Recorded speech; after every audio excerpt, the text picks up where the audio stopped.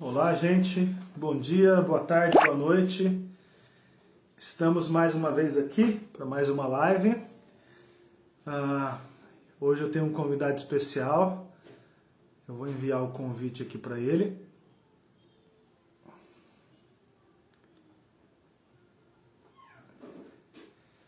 Vou conversar hoje com o pastor Israel Liberato. Que bom que deu certo a conversa com ele.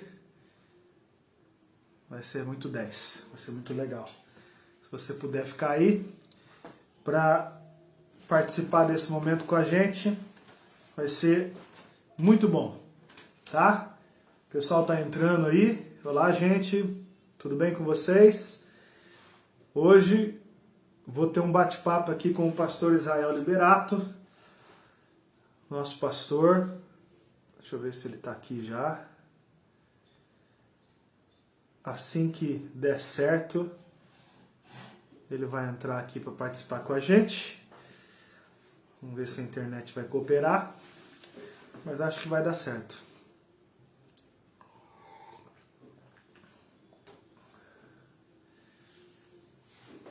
Vamos lá.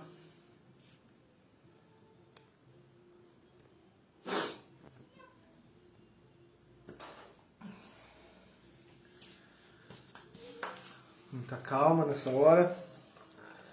Dependemos da tecnologia para isso. Aí, acho que deu certo. Adicionar.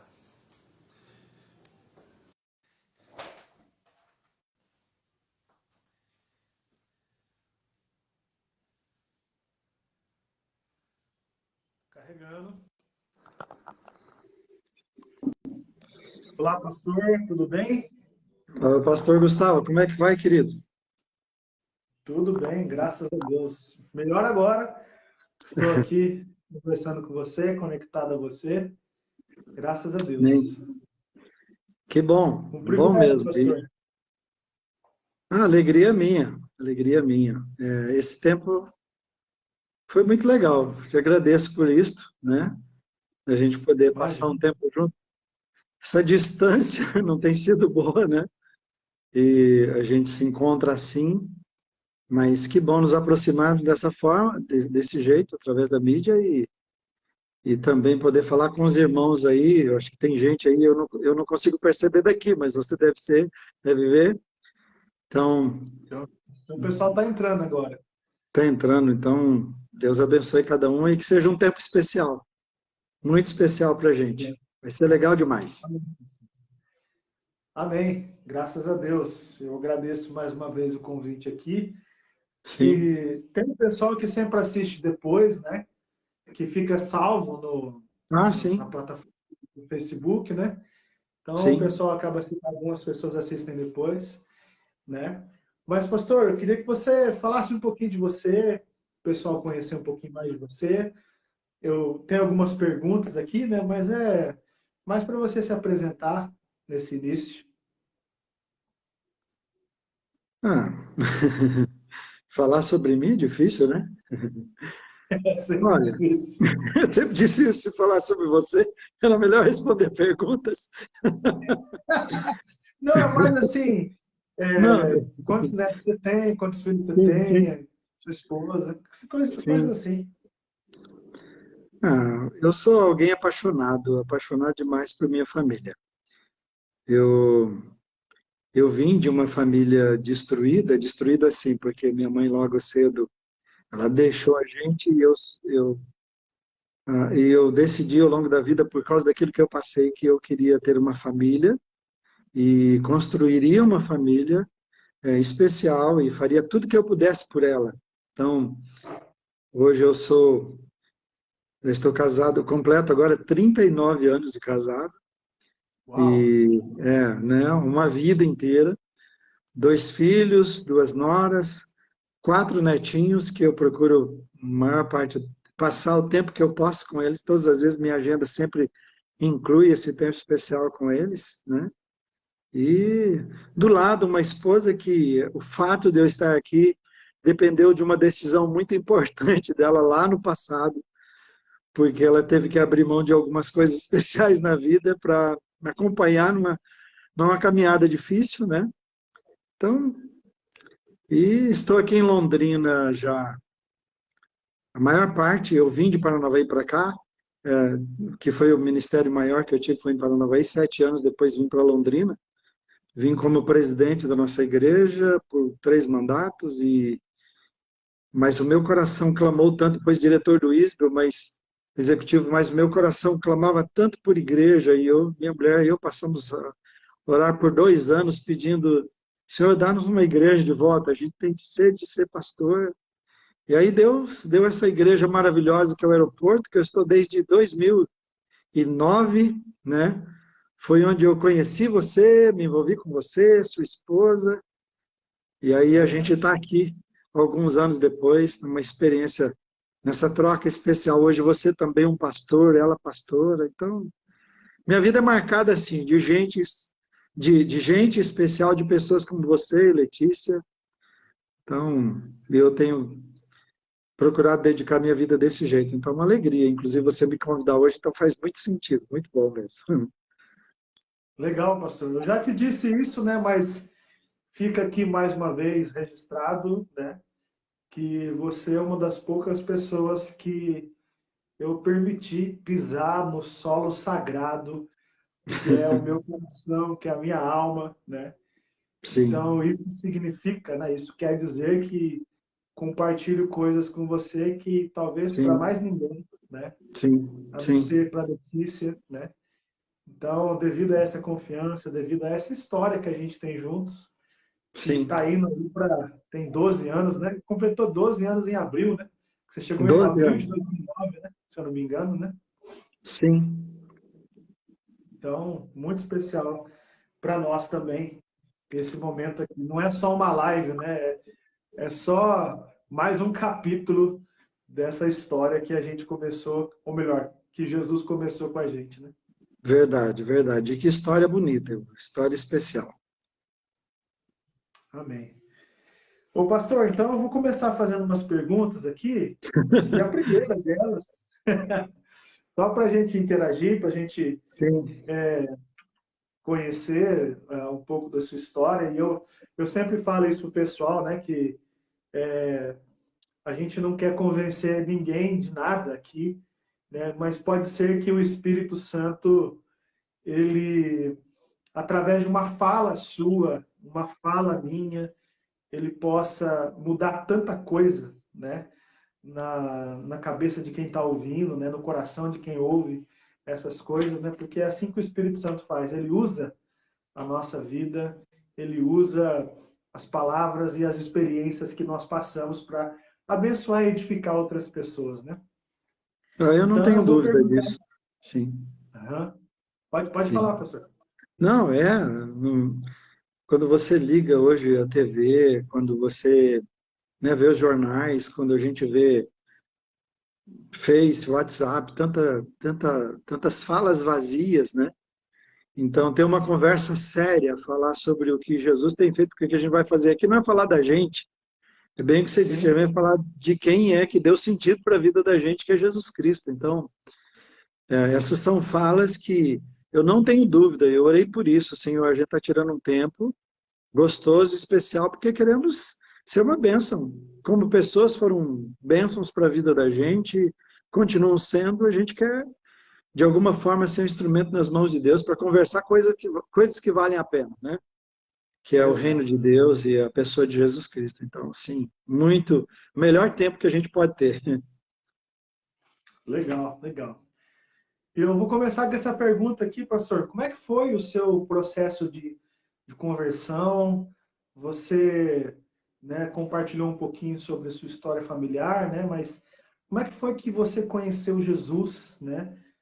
Foi bem cedo ou foi um pouco mais tarde? Você já era casado com a Rosani? Enfim, compartilhe com a gente. Puxa, é uma história tão gostosa e longa para contar, né? Todo o processo. Mas, é claro, eu tenho que ser bem resumido aqui. Mas eu nasci num lar cristão e meu pai até brinca que eu fui batizado 2 vezes, porque minha mãe estava grávida de mim e quando ela se batizou e Mas na verdade, a minha decisão por Jesus Cristo foi aos 11 anos. Eu nasci no lar cristão e conheci. Eu me batizei aos 11 anos, isso foi em 74. Mas eu não tinha muita noção do que isso significava, não. Nem só pela Sim. idade, mas foi um impulso, né, que eu tive. Mas eu não esperava que no mesmo ano, eu fui buscar a história aqui para lembrar de alguns detalhes, conversei hoje com o meu pai, falei, me ajuda em umas coisas aqui que são importantes que eu quero falar, não quero errar datas não, né? Eu tive um encontro com Jesus no mesmo ano. Eu pensei que era 3 anos, 2 anos depois, mas não. Foi no mesmo ano, com 11 anos, em 74, que eu me batizei, mas o meu encontro com Jesus foi um pouquinho à frente. E como é que ele se deu? Eu fui envenenado. Meu pai cultivava uma horta no fundo do quintal, que era uma casa da igreja, no fundo da igreja. A semente dessa fruta parecia com alface, inclusive. A gente acha até que veio no meio. E esse pé cresceu, era bonito, e nós tínhamos um jiló que conhecia, era um pequeno, no passado, não sei quantos conheceram, era mais amargo, ele parecia até o juá um pouquinho maior que aquele veneno, mas não era isso. Aí, de repente, a gente ouviu sobre um jiló maior, grande, e ele é muito parecido com esse jiló que nós temos hoje, que nós compramos. Como era tão Uhum. bonito e carregou, olha o que Deus faz. Carregou tanto, meu pai convidou um japonês que era amigo nosso, muito amigo, que levou a nossa igreja de carro para muitos lugares, um senhor de idade, verdureiro, chamado Sr. Koga, e ele veio lá, pegou a fruta, achou bonito, né, daquela planta, cortou e experimentou e falou assim, o que estômago aceita não é veneno. Esse era o teste. Aí ele levou para casa vários, pois é, ele levou para casa, tem que esperar um pouquinho o tempo para ver se não é, né? O efeito. E ele pediu para eles cortarem como se faz com uma abobrinha, fatias assim bem finas, e fez a família fritar. E eles não queriam, mas fizeram, em respeito a ele.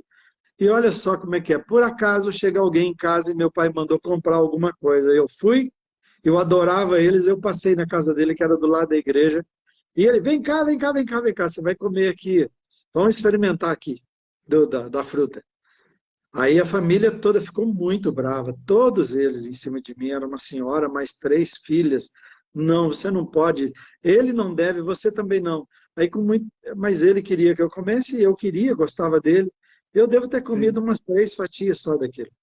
E por Pouca insistência delas fruta. de não comer mais que isso. Aí Uhum. eu fui para casa, servimos as pessoas, e eu creio que eu estava tocando, inclusive naquela noite, eu estava envolvido, era envolvido com os adolescentes, eu chamo de jovens, mas era adolescente nessa idade, né? Um pré até. E eu tocava e tal, e de repente eu comecei a sentir mal. Eu comecei a olhar, a minha visão começou a ficar turva, comecei a ficar com tontura. Aí eu comecei a olhar para as pessoas e via 2, 3, a mesma pessoa estava se desdobrando em várias imagens. Aí eu estou dizendo, pessoal, gente, eu não estou bem, não estou bem. Começou a espumar a boca, me Nossa. pegaram desesperadamente, correndo e me levaram. Vamos arrumar um carro, e meu pai não estava lá, e vamos levar ele para o hospital. E conseguiram arrumar um carro e tentaram me dar leite, que é as coisas que eles faziam na época, e botaram no carro, levaram. E quando eu cheguei, eu não sei se quando eu cheguei lá o japonês já estava ou se ele chegou depois. Eu acho que ele foi antes. Sim, foi antes, porque no lugar que eu passei, falou, não, já levaram o seu Koga. Aí eu fui atrás. E Uhum. chego lá no hospital, meu pai leva a fruta para o médico ver, ó, ele comeu e ele está mal. E aí, você sabe aquela coisa toda para tentar, atende meu filho, não é tão imediato, então, e eu ficando mal, e a coisa ficando pior.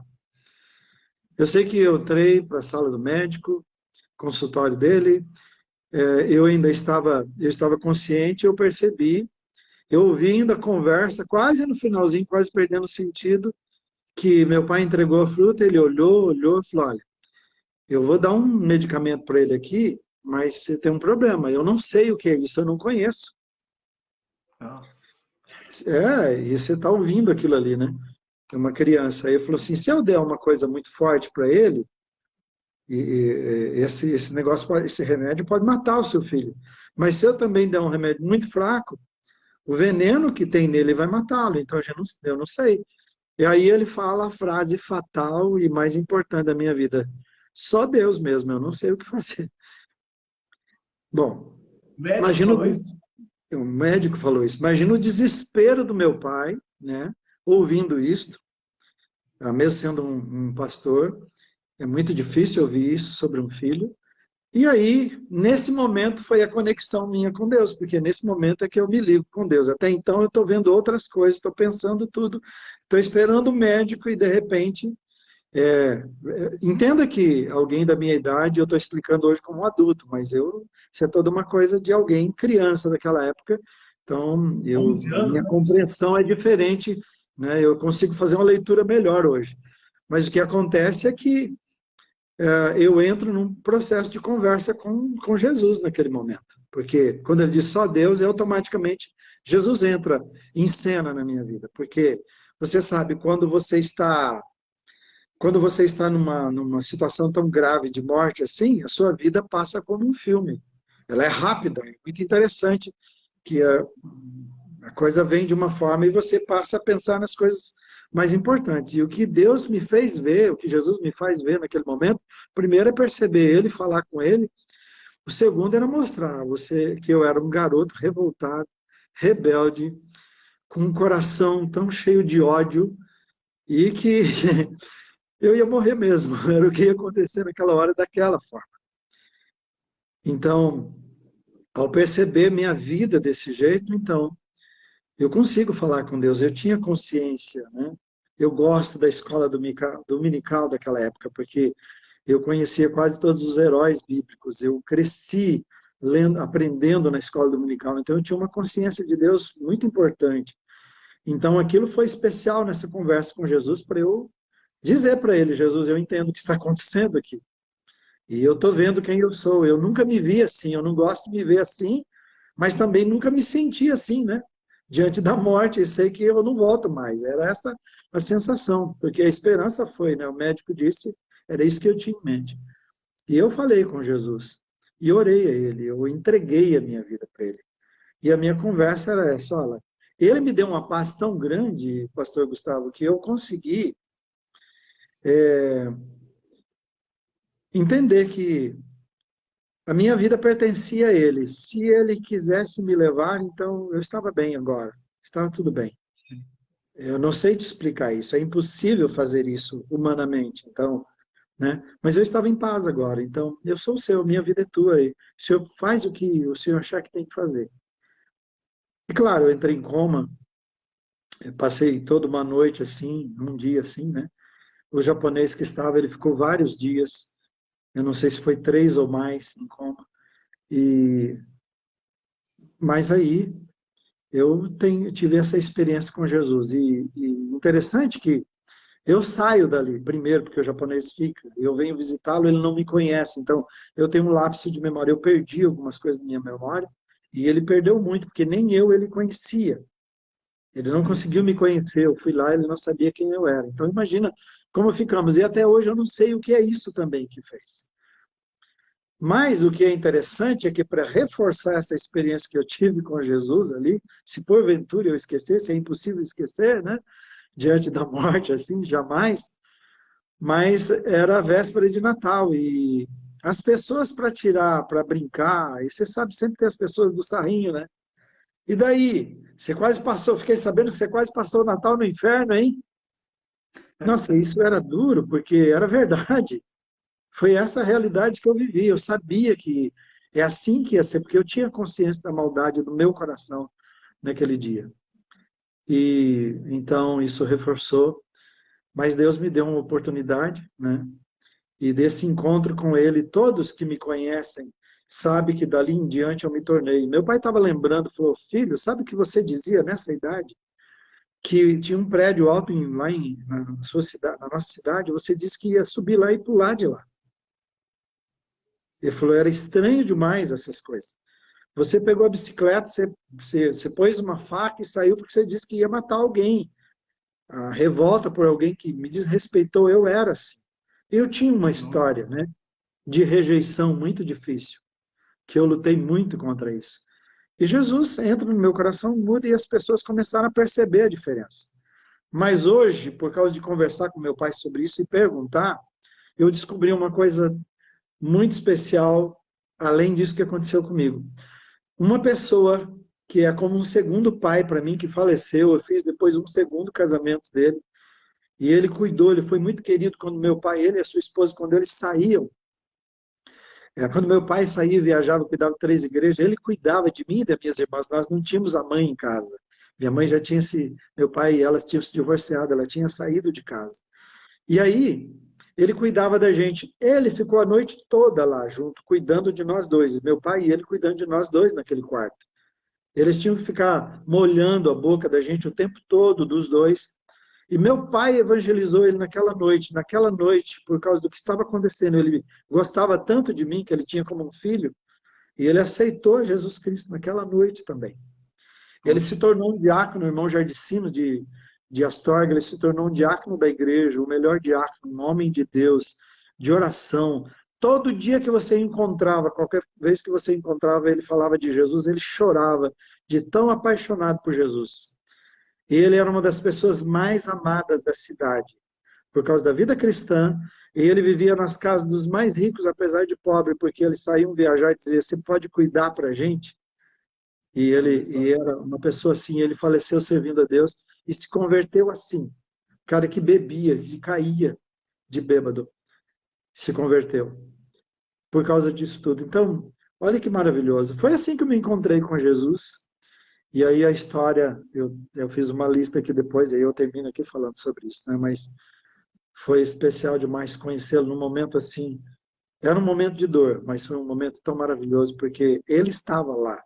É isso interessante, Jesus estava lá comigo, quando mais ninguém podia estar. E ele diz, e daí, você quer ser meu amigo? Você quer dar sua vida para mim e deixar que eu cuide de você daqui em diante? Foi isso que aconteceu. E eu nunca mais deixei esse Jesus, e eu decidi também, depois mais à frente, que eu ia também servi-lo de maneira integral, como eu tenho feito já há muitos anos. Que É isso aí. maravilhoso, né? Sim. E é interessante, né? Você usou essa expressão, é uma coisa que eu tenho repetido muito aqui, né? Para o pessoal da igreja, nos grupos de discipulado que a gente tem, ou quando eu estou pregando, né? O fato da gente entregar a nossa vida para Jesus realmente não é uma coisa que a gente fala como um jargão ou como um clichê evangélico. Realmente, a gente nunca mais vai precisar se preocupar com a nossa vida, porque a partir dessa entrega, a partir da data dessa entrega, ela está nas mãos de Jesus, né? E É. o próprio Jesus disse isso, né? No Evangelho de João, que nós estamos nas suas mãos e das suas mãos ninguém nos tira, ninguém nos arrebata das suas Não. mãos, né? Então, por isso que esse cuidado ele começa, né? O cuidado de Jesus por nós começa e não tem fim, né? Eu me sinto, eu gosto muito disso que você está falando, porque nesse texto, Jesus está dizendo assim que ninguém pode ir até ele se o Pai não levar. Uhum. E também todo aqueles, está dizendo que o Pai me dá, eu não vou perder nenhum deles.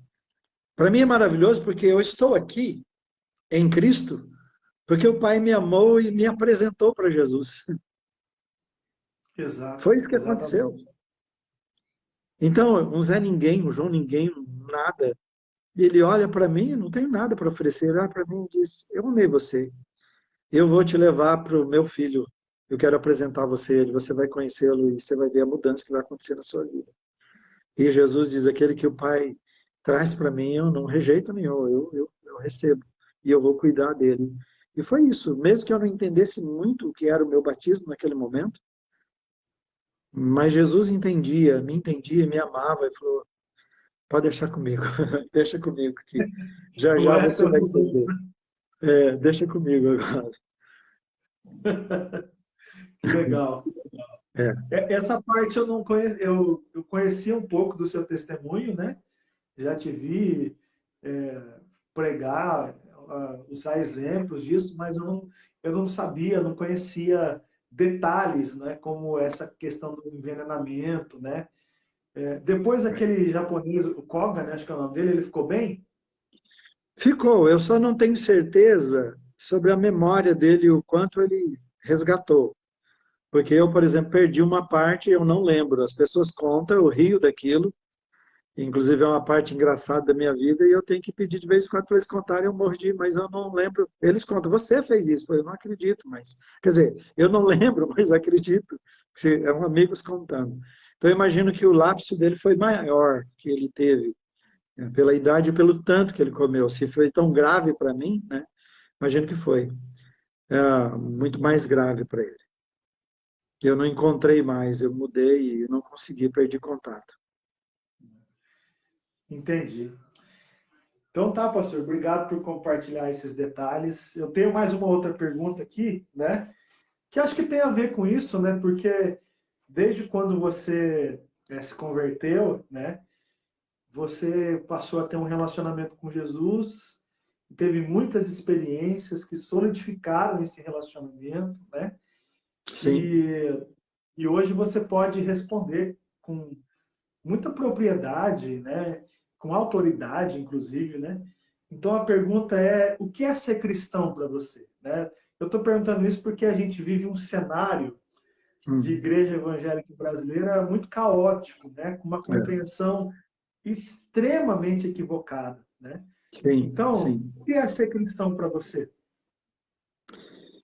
Eu pensei, eu alistei 4 coisas aqui, exatamente com base na minha experiência, seja na vivência pessoal com Jesus Cristo e também na ministerial, olhando, olhando o nosso quadro, tudo isso, tentando ajudar as pessoas, tentando viver, procurando viver uma vida com Cristo e também procurando ajudar as pessoas nesse processo.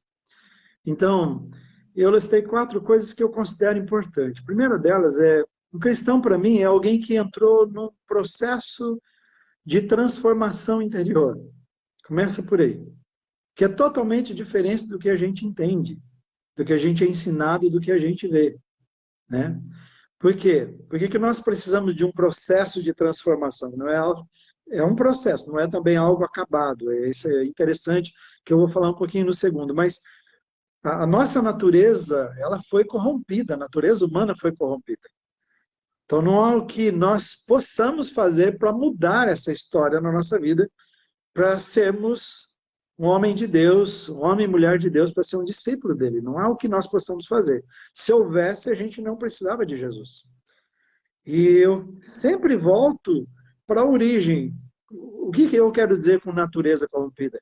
O jardim que Deus planejou, que é o jardim do Éden, que ele coloca aquele primeiro casal, a gente entende que é uma vida com Deus, uma vida de um homem que está vivendo a imagem de Deus naquele lugar, que é as habilidades, a capacidade de comunicação, de governo, tudo que Deus, o relacional, né? Relacionar um com o outro e com Deus que Deus deu a ele. Então Deus faz assim.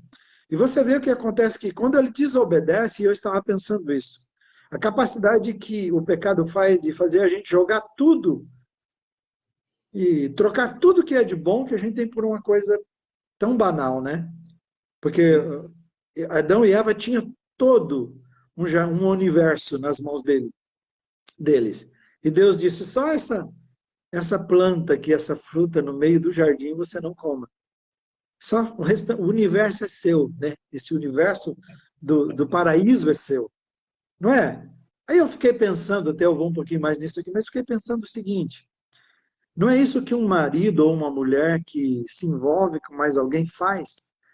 Ele joga sua esposa, seus filhos, seus netos, sua honra, seus bens, seu nome, tudo que construiu em troca de uma experiência vazia.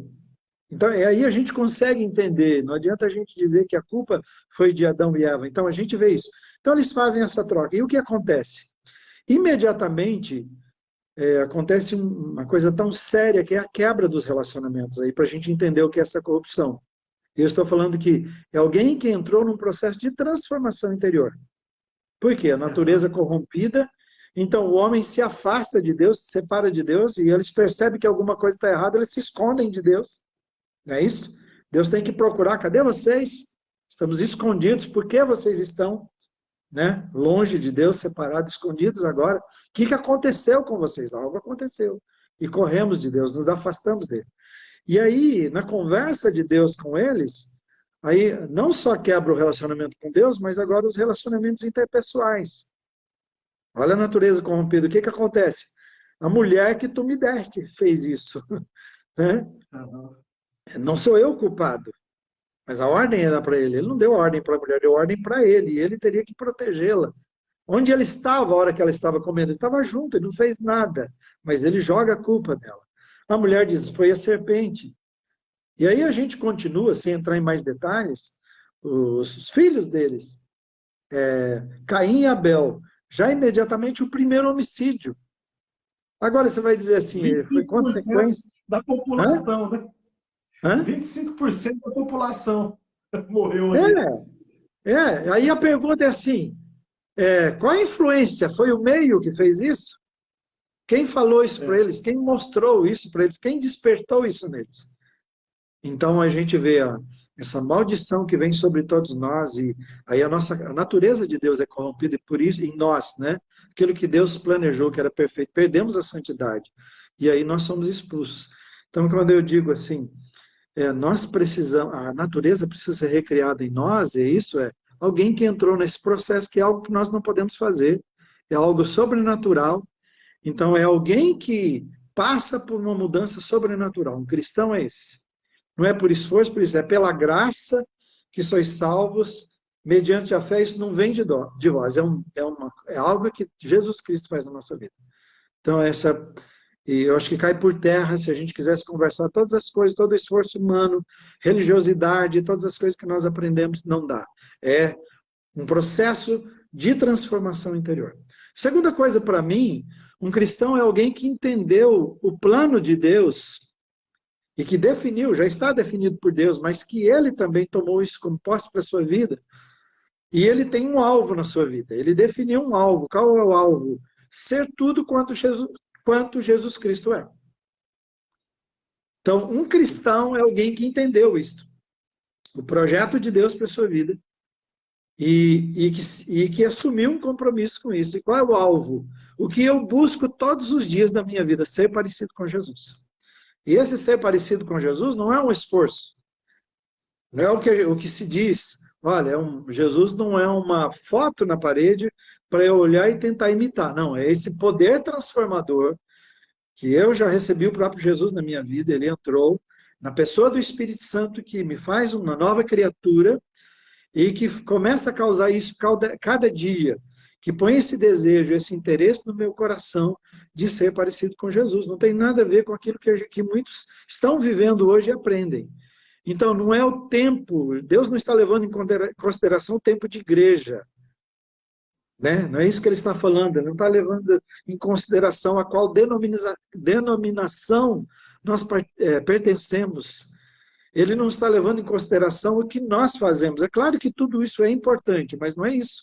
Claro que eu sou de Jesus, eu sendo de Jesus, eu preciso de uma igreja.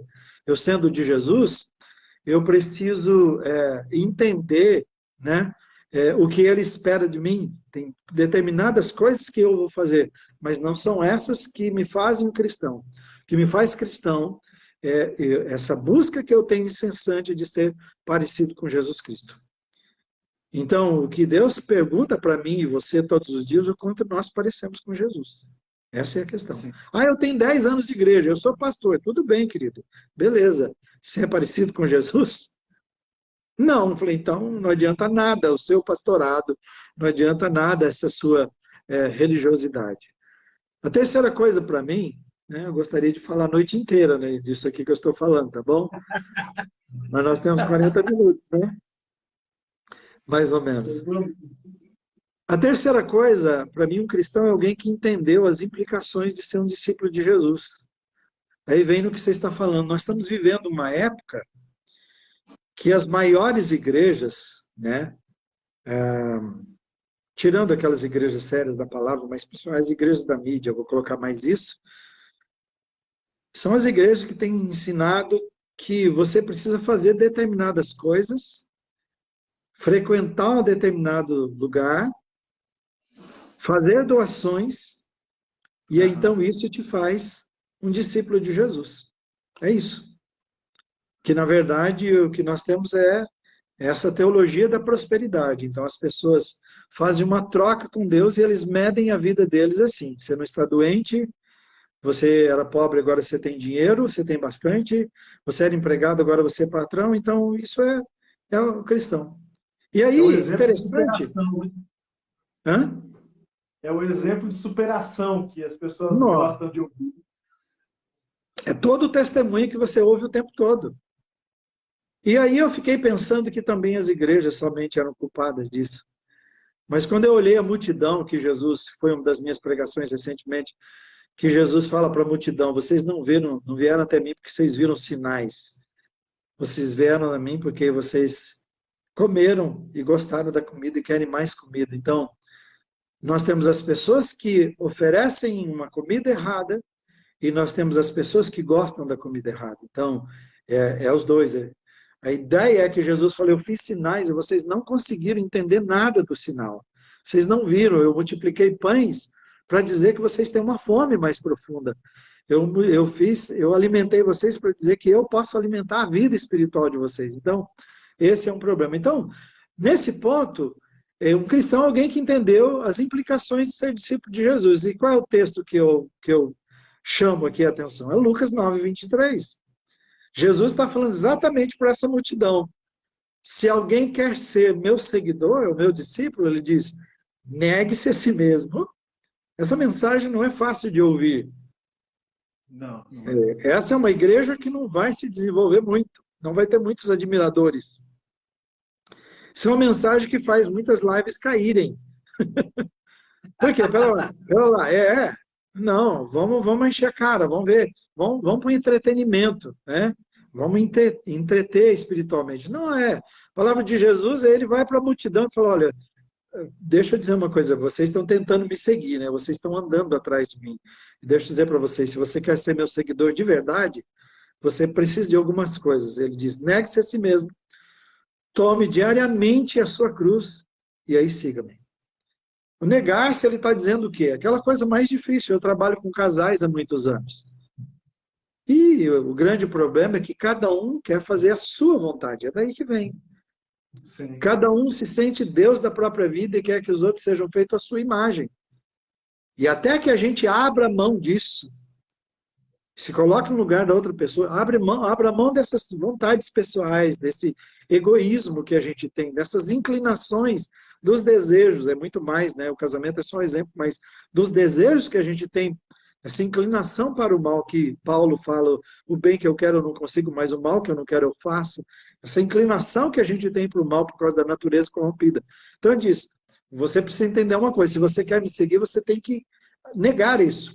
Se a gente não entendeu, ele fala mais um pouco. Esse negar é mais profundo, porque ele diz, tome a sua cruz diariamente. Olha, pastor, tomar a cruz, quando Jesus colocou aquela cruz nas costas, ele já sabia qual era o fim. Eu gosto de falar uma coisa, ele não ficou no caminho cumprimentando, daqui a pouco a gente se encontra, tá? Vai lá preparando churrasquinho que já a gente fala. Não, estava com a cruz.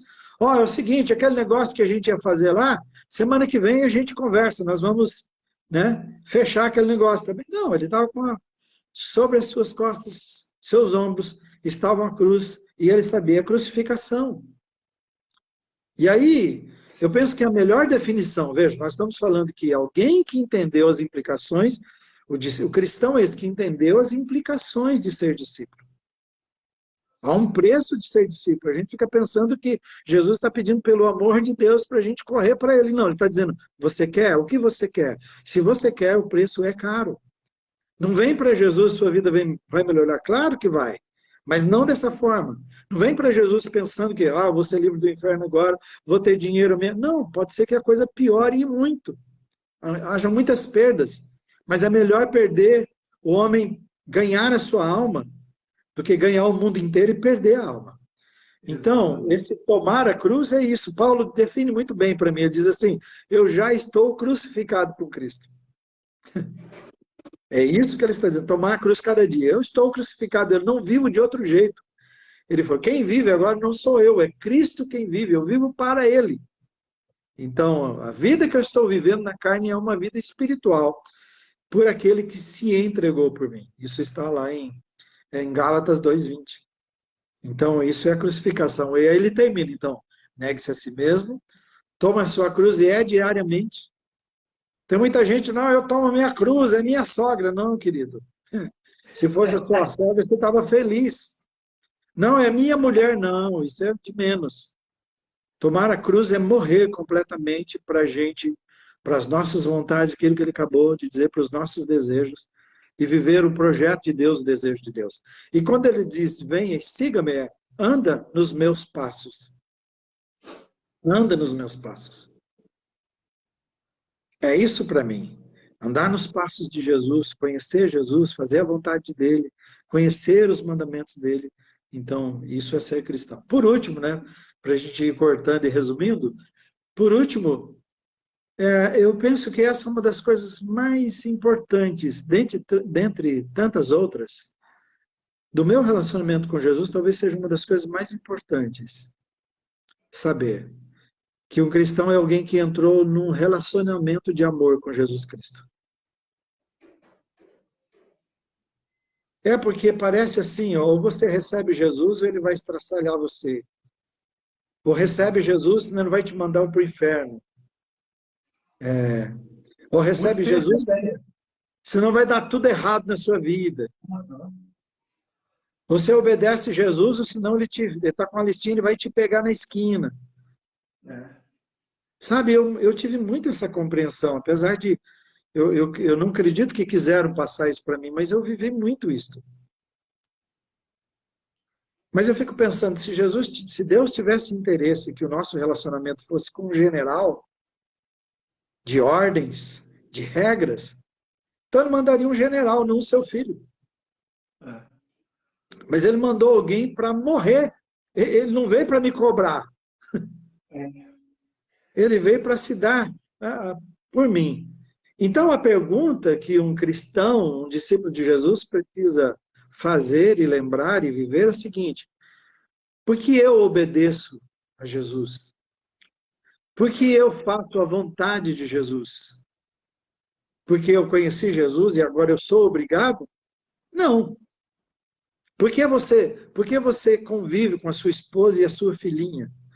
Por que você faz as coisas que você faz em família e faz por elas? Porque você é obrigado?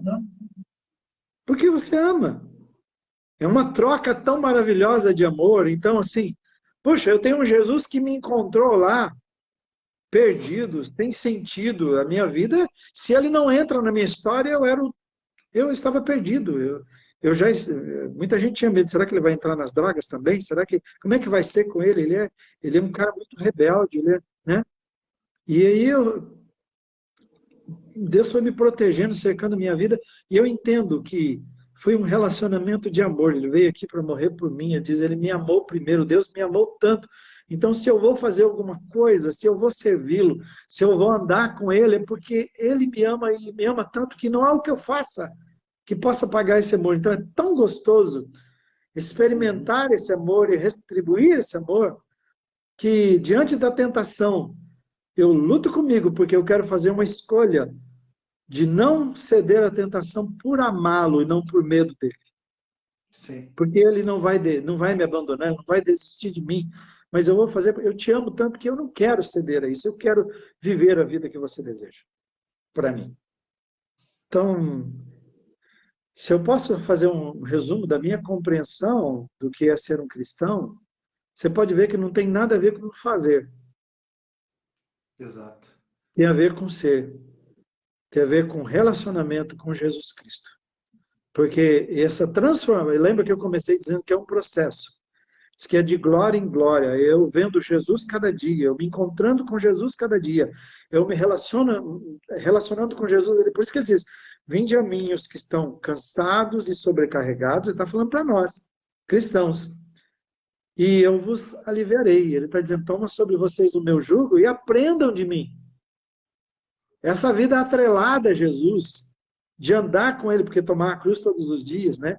De andar com Jesus diariamente, você, por andar um pouco comigo, me conheceu. Eu, por andar com você, eu te conheci. É assim que se conhece alguém. Aham. Então, e o processo de ser tudo quanto Jesus Cristo é infinito, porque nós só vamos poder ser tudo o que Ele é o dia que nos encontrarmos com Ele na glória. Num piscar de olhos, nós teremos a mente de Cristo, o corpo de Cristo, perdão, tudo que Ele é. Mas enquanto isso não acontece, de glória em glória, de contato em contato, de conversa em conversa, de relacionamento em relacionamento com Jesus, ele vai nos revelando quem somos e quem ele é, e vai nos transformando na imagem dele, até o dia que ele voltar. Então, o desejo do nosso coração deve ser tudo quanto ele é. E tudo quanto ele é, ser um marido desse ponto de vista, ser uma esposa desse ponto de vista, ser um filho, um pai desse ponto de vista, ser um profissional desse ponto de vista, desse prisma. Ser tudo quanto Jesus Cristo é. Ser um funcionário assim. Ser um cristão assim. Então, isso que é para mim. Num resumo rápido. Legal. Achei legal a sua fala, né? Que Jesus não é um general, Deus não é um general, né? Se ele fosse, né? Talvez ele não se permitiria dizer Deus é amor, né? Mas talvez ele escolheria uma outra forma de se revelar a nós, né? Talvez Deus é poder, talvez Deus é autoridade, mas ele escolheu se revelar como amor, né? Como amor. E E aí outra coisa que eu achei interessante, pastor, é que assim, de tudo isso que você falou, aponta muito para um grupo de pessoas que infelizmente tem tido experiências com a igreja, mas não tem tido experiências com Jesus, né? E quando eu falo igreja, não é com a igreja instituição, né? é É com essa igreja que é organização, né? Com exato, a igreja, exato. organização e não organismo. Exatamente, exatamente. E com toda essa situação, a gente acaba, ah, essas coisas acabam afetando muito a gente, né? A gente precisa Sim. de uma experiência com Jesus para conseguir vencer, por exemplo, esse momento difícil que a gente está vivendo, né? Eu penso que a fé de muitas pessoas está abalada, porque ele está percebendo que tudo que ele construiu até aqui da vida dele não está servindo no momento de pandemia. E não importa se foi dentro da igreja, importa se quantas vezes ele leu a Bíblia. Se ele não entendeu, se isso não tornou ele mais próximo de Deus, se não o tornou com mais sede de Deus, se não o tornou mais parecido com Jesus Cristo, essa crise é fatal para a vida dele. É fatal para a vida dele. Por isso tem pessoas tristes, pessoas que afastaram um pouquinho que ficaram em casa, eles esfriaram, já eram frios, já Sim, estavam distantes de Deus, se afastaram muito mais. Mas aqueles que exatamente. viveram realmente que tiveram um verdadeiro relacionamento com Cristo, nesse momento eles estão mais próximos, estão mais conscientes da graça, do amor dele, estão fortes, estão sendo luz e sal no momento de tanto desespero em que as pessoas não sabem para onde correr. Essas pessoas estão sendo lugares, porto seguro, que é isso que Verdade. Jesus nos chamou. Então, a gente está aprendendo que viver igreja é fora das, fora das quatro paredes. A gente vai Exato. lá nas quatro paredes, encontra os irmãos, nós precisamos, é bom, é gostoso, é muito interessante, mas é para a gente viver os outros 6 dias, já que a gente vem no domingo, os outros 6 dias para viver no poder. E não, buscou aquele poder, mas buscar todos os dias. E todos os dias ser significativo para a vida das pessoas. Então, eu espero que a igreja, né, que está me ouvindo nesse momento, que está aí com você, seja quem for, que entenda. Não temos que esperar nada. Não aconteceu nada no mundo espiritual. No céu, né, na eternidade. Está tudo sob controle, é projeto de Deus, é para a igreja, na verdade, é para a igreja brilhar, não é para a igreja se perder e se esconder agora dentro de casa. É hora da igreja brilhar e ser sal, ter sabor nesse momento. Então, eu pessoalmente não sou o mesmo. Eu tenho tenho pregado, eu falei para vocês, tenho pregado diferente, tenho vivido diferente, eu estou treinando diferente. Tudo que eu estou vivendo é diferente, porque eu louvo a Deus por esse choque tão grande, por acordar num processo que eu estava entrando, e Ele ajudou a gente a acelerar esse processo de sermos uma igreja simples, descomplicada, né? Uma igreja que foca a vida em Jesus e o relacionamento com Ele, e eu desejo muito que a gente cresça, e que quem estiver ouvindo esteja entendendo essa palavra, né? Jesus te chama para se relacionar com Ele, é isso aí. O restante é o restante. Exatamente. Pastor, já que você está falando em pandemia, eu vou fazer a última pergunta, né? Para a gente encerrar. E a última pergunta é justamente isso. Qual é a grande lição que a pandemia possa ter trazido ao nosso coração, né? No seu ponto de vista? Eu já preguei sobre isso, eu já listei várias coisas sobre isso, eu teria uma relação grande. Mas eu vou falar a coisa mais óbvia. Não sei se eu vou decepcionar você e os demais. Não tem problema. Bem, o meu objetivo é ser... A grande lição para mim é a fragilidade da vida. Por isso que eu estou falando que é óbvio. Mas não é.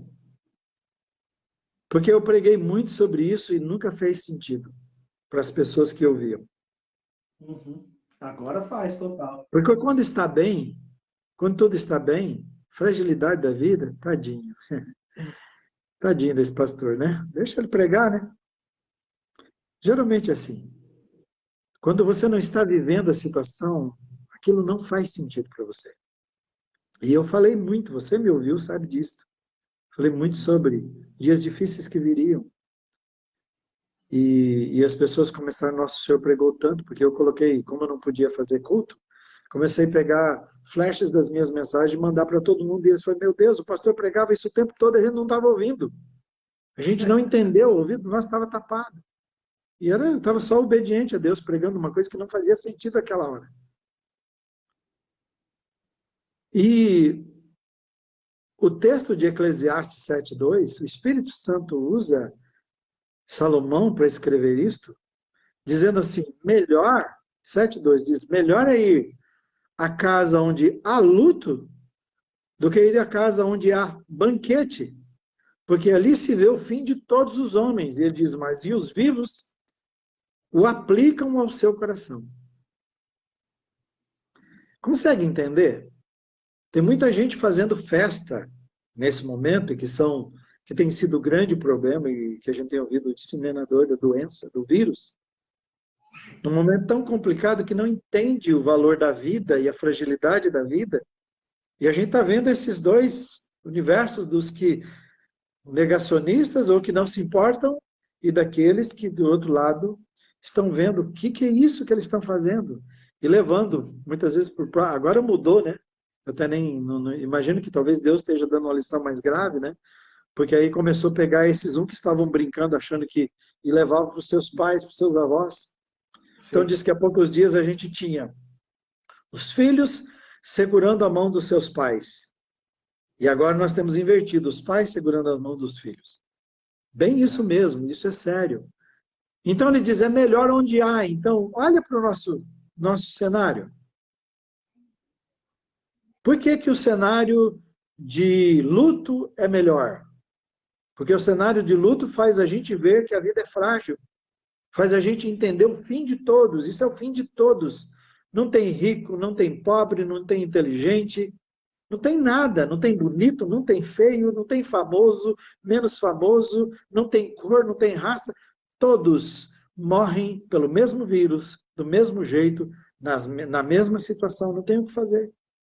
Então, ele diz, então, nesse lugar, eu percebo a fragilidade da vida e eu aplico o meu coração, quer dizer, eu gasto tempo, eu paro para pensar sobre isso e rever o que eu estou fazendo com a minha vida. Então, muita gente, não só cristãos, mas muita gente, eu creio que o mundo todo parou para verificar, para lembrar. Mas como você está perguntando de nós cristãos, a maior lição, eu penso que nós, como cristãos, nos perdemos na nossa vida cristã, na nossa caminhada com Cristo.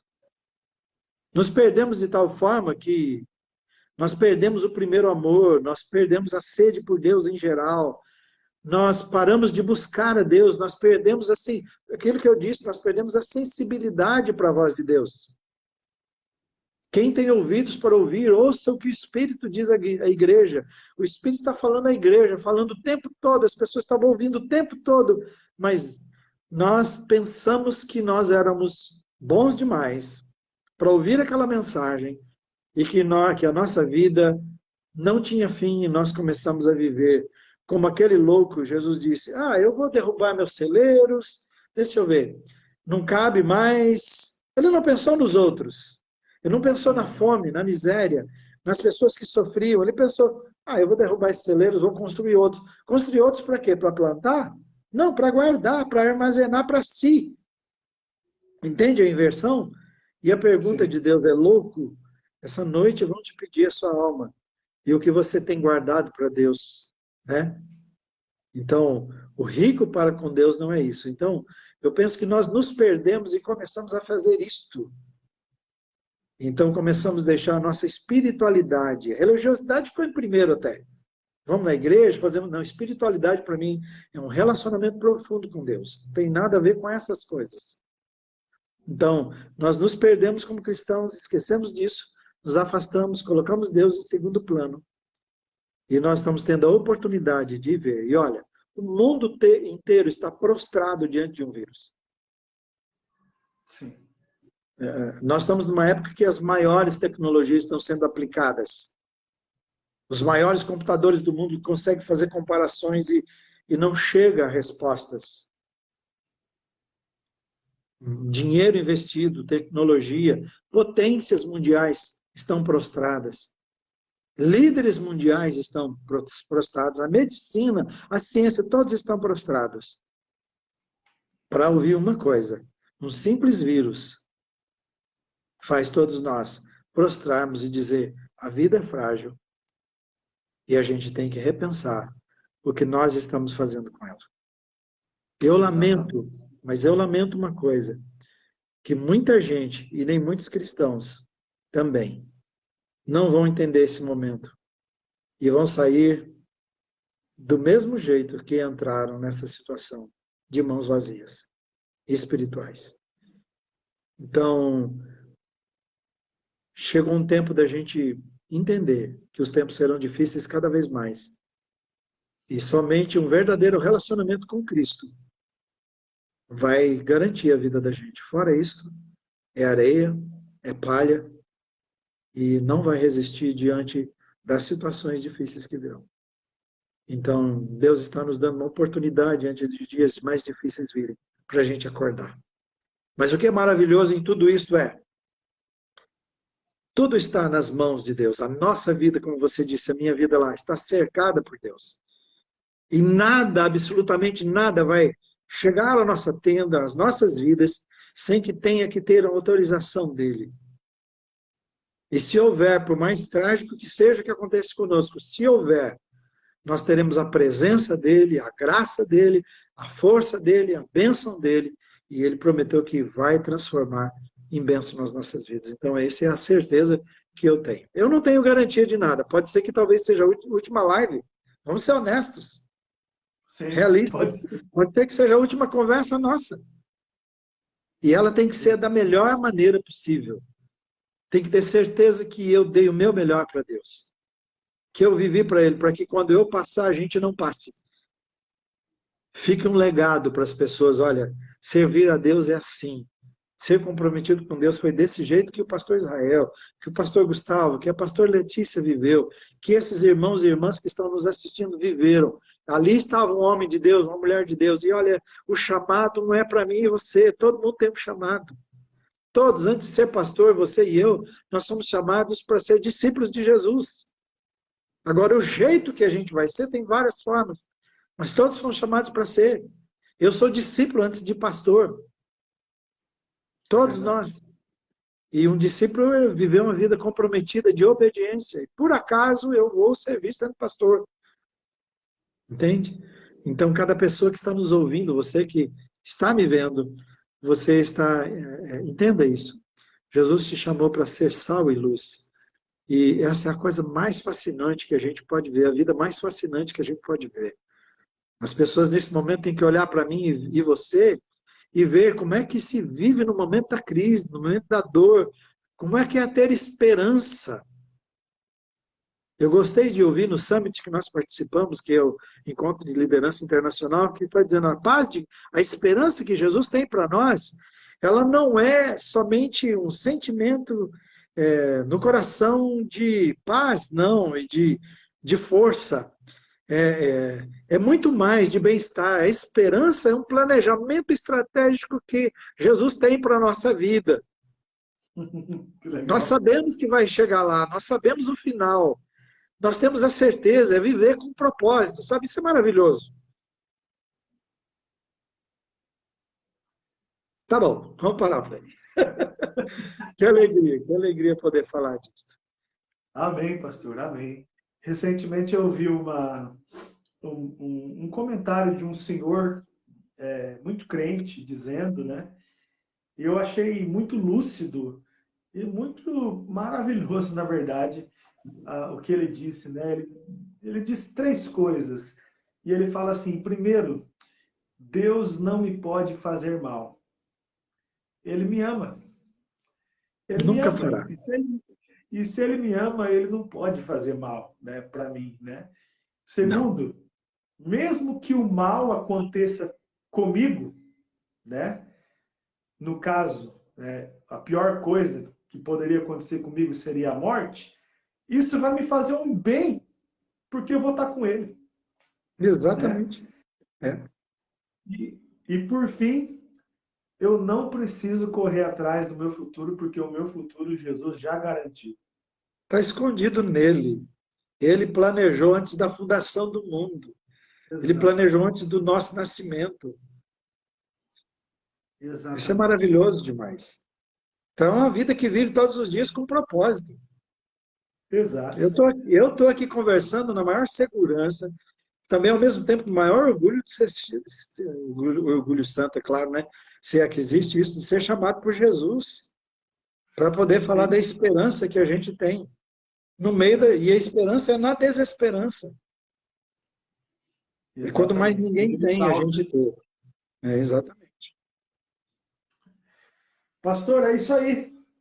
Obrigado por essa conversa, obrigado por esse tempo aqui, obrigado também ao pessoal que esteve aí com a gente.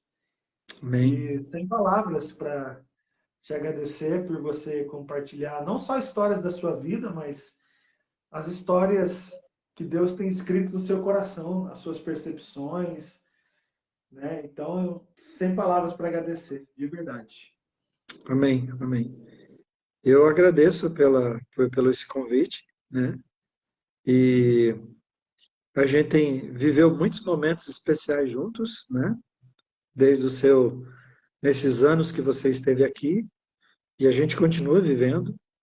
E eu quero que você saiba, e a Igreja de Cianorte, eu oro por você, Letícia, sua filha, e a Igreja de Cianorte todas as manhãs e nas madrugadas que eu acordo. É a minha lista de oração. E oro, é o amor que Deus coloca no meu coração, agradecido a Deus por Ele colocar isso no seu coração de Letícia, para irem. Meu papel só foi viabilizar isso, para irem para a Cianorte. E a minha oração é exatamente isso, que vocês amem as pessoas de Cianorte. E eles sintam, vejam o amor de Cristo na vida de vocês, somente isto. E eu creio numa grande igreja, não é igreja grande, ela vai se tornar igreja grande, mas numa grande igreja, de pessoas grandes em Deus, fortes em Deus, comprometidas com Deus, e que fazem e que revolucionam o mundo.